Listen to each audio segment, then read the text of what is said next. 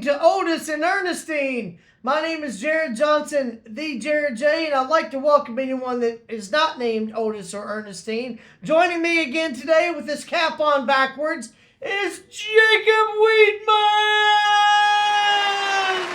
What's up?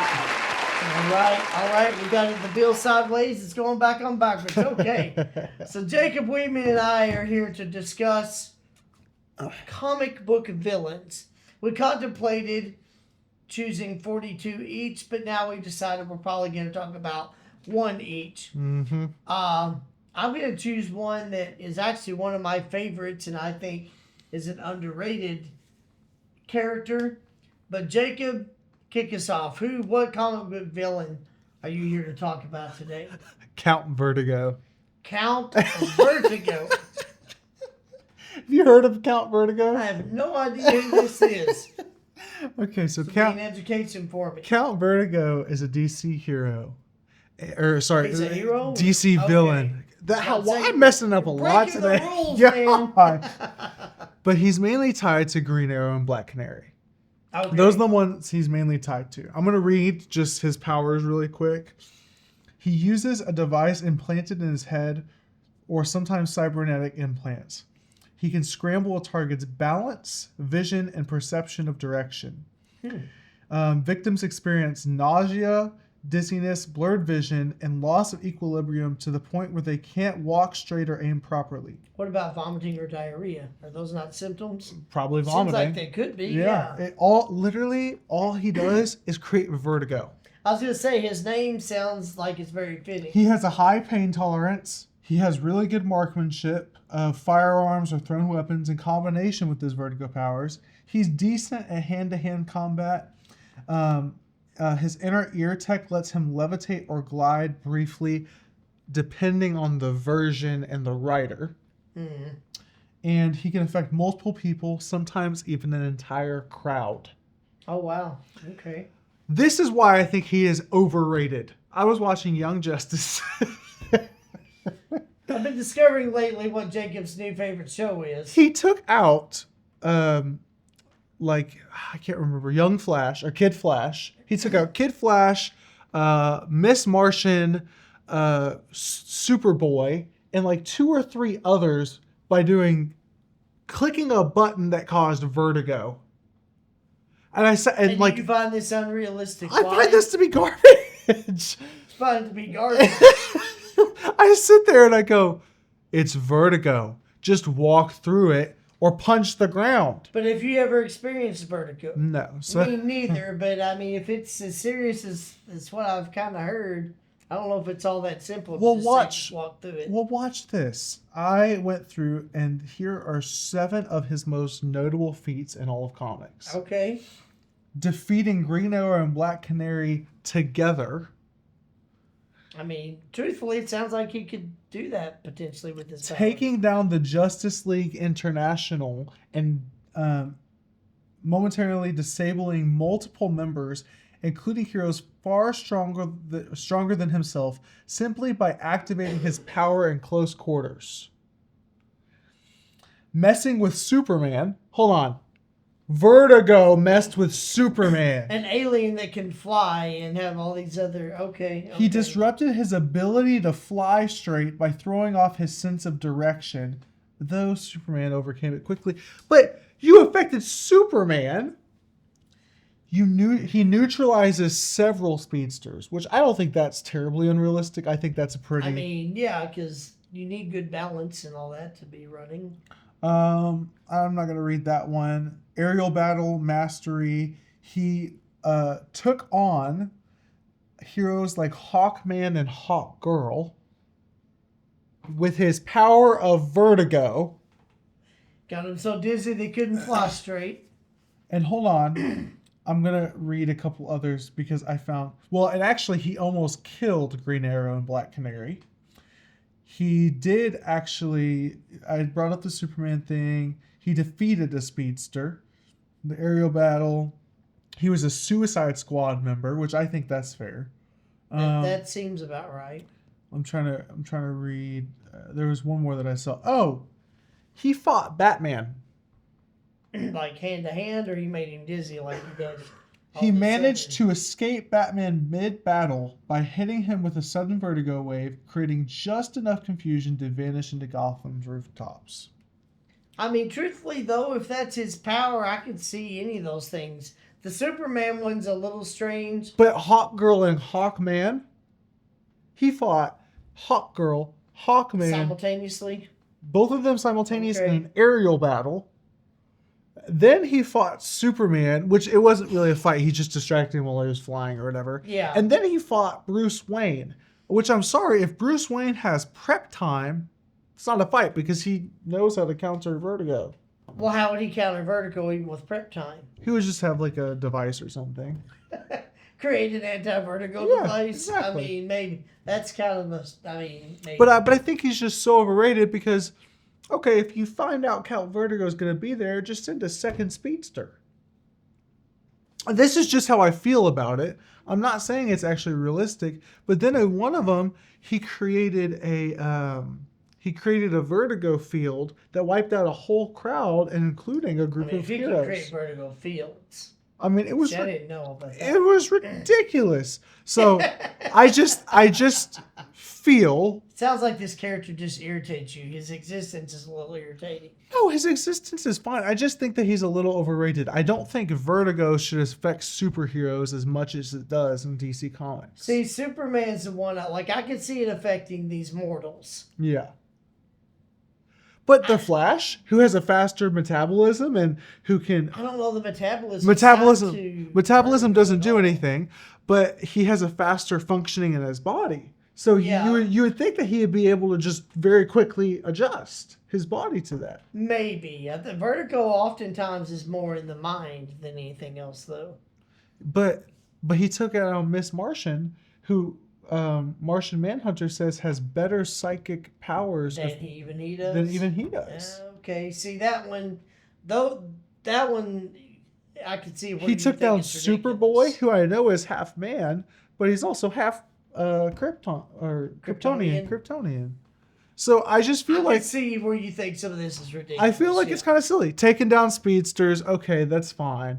Any mortal I can, even Bruce, I can give you that I think he should be able to. I can give you Bruce Wayne if he doesn't have prep time. If he has prep time, in some way he would figure. I mean, I bet he would just send a few machines to go with him to go behind Count Vertigo and take him down. Maybe something like that. But my whole thing is, if we're giving him so much power, then really he should just be king of the world and he can take down anybody. Captain Marvel stands no chance, and we need to move on.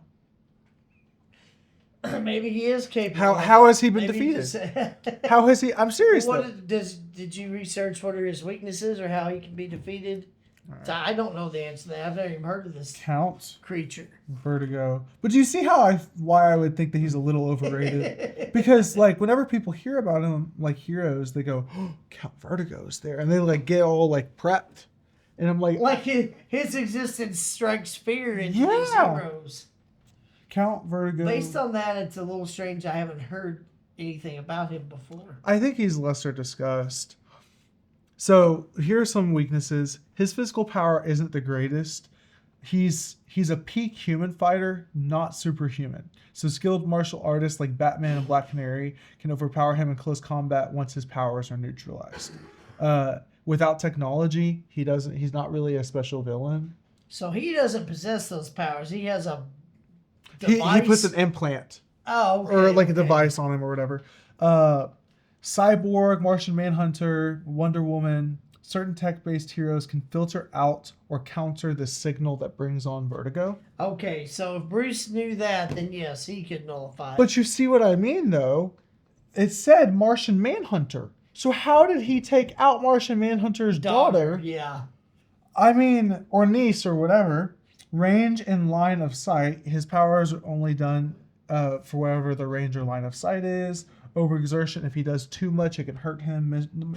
His power requires concentration.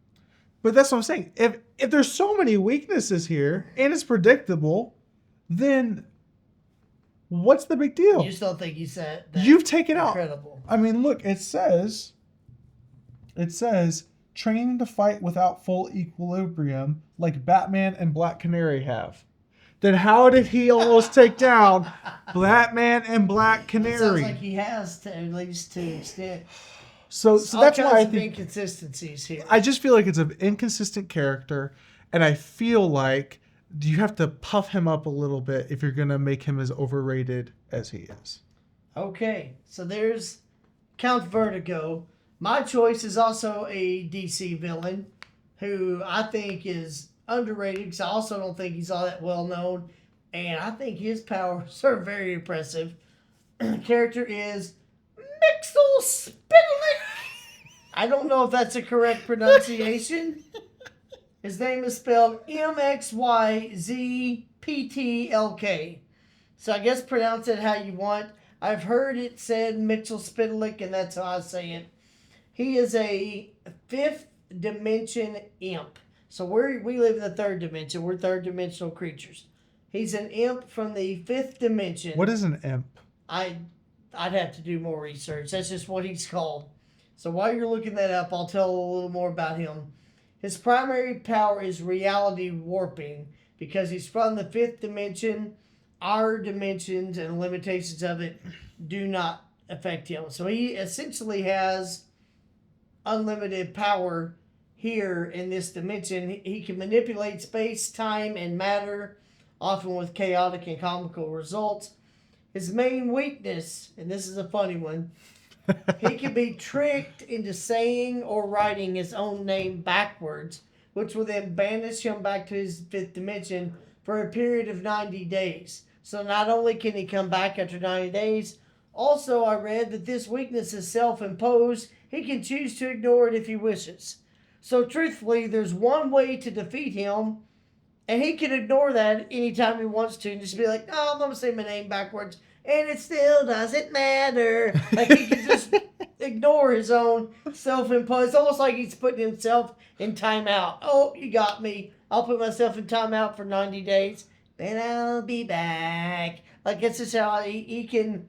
So I can't believe I haven't heard more about him. The way I first heard of him, I saw an episode of the television series Smallville, which if you hadn't seen it, is very good. It's about Clark Kent as a teenager, learning his powers. Mixel Spitalik was only on one episode. He was like some student that just came to Clark's school. But on that episode, it was during Clark's senior year of high school, so he was a quarterback for the football team. Mitchell Spitalik, teenage version, was in the stands, and as Clark was running for a touchdown, he just said the word, trip. And Clark lost his balance and almost fell, but lowered his shoulder and plowed another kid and almost hospitalized him and still got in the end zone. So Mitchell Spitalik couldn't figure out why he didn't trip, and then Jonathan and Martha Kent were just berating Clark for hurting this other kid, and Clark was like, something weird happened. Have y'all ever known me to lose my balance? So his power affected Superman to stumble, and then later in that episode they were face to face, and Mitchell Spitalik said to him, choke, and Clark just started gagging and choking. So I was like, who the heck is this character? So that sent me on wanting to research and find out who in the crap is Mitchell Spitalik. So, are you ready for what an imp is? Oh yeah, let's hear that. Okay. An imp is usually described as a small, mischievous, supernatural creature, sort of like a troublemaking fairy or tiny demon, depending on the folklore or fiction. All they are is small, mischievous, magical. Their servants are sidekicks in some stories, and they usually have an impish grin, pointy ears, maybe a tail or bat-like wings, and looks kind of very. Okay. So it's just a small... So he's just yeah. Small creature that likes to cause trouble and has magical powers. So if I had magical powers, basically me. Yeah, sure. Yeah. But you need to be like 3 feet tall. Oh, so shorter than even I am. Yeah, okay, that's kind of hard. That's not that often that I hear that.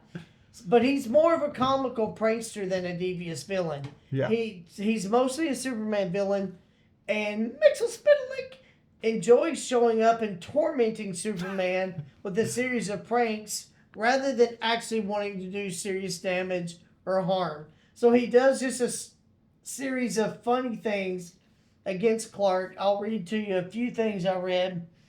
He once put a curse on Clark that caused anything Clark said to become reality. So, for example, Clark once in this storyline, he told Lois Lane that he felt like he was walking on air after winning some prize, and he began to actually levitate against his own will. Things got crazier when he got caught up in a movie filming, and he kept Clark kept causing problems. He was reading the child star of the film a nursery rhyme, Twinkle Twinkle Little Star, and that caused the child actress to turn into a literal star. So Mitchell Spidlick can place those kind of curses to cause that type of chaos. So, gosh, there's another one where Superman returned to Earth and found out that no one knew who he was. Not only that, but all records of Superman's past deeds had been erased. On top of that, every time he tried to prove that he was super, it would turn out that he was just using a jetpack to fly or springs to jump in the air, even though they weren't there, and Mitchell Spidlick caused everybody to see that it was. So once he figures out that it was a trick of Mitchell Spidlick, he then, got on and figured out and tricked him into saying his name backwards.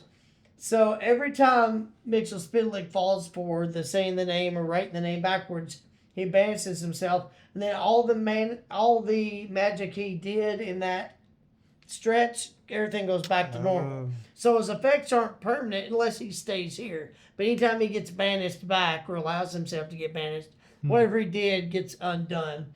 Another time he was warping reality, playing pranks on Superman. He turned Superman into a colossal jerk. Like, he caused him to evaporate the watering pond of a bunch of teenagers. Like, a bunch of teenagers swimming. Superman showed up. They saw him and got excited. He used his heat vision and evaporated the water and flew off laughing. All under a spell of Mitchell Spidlick.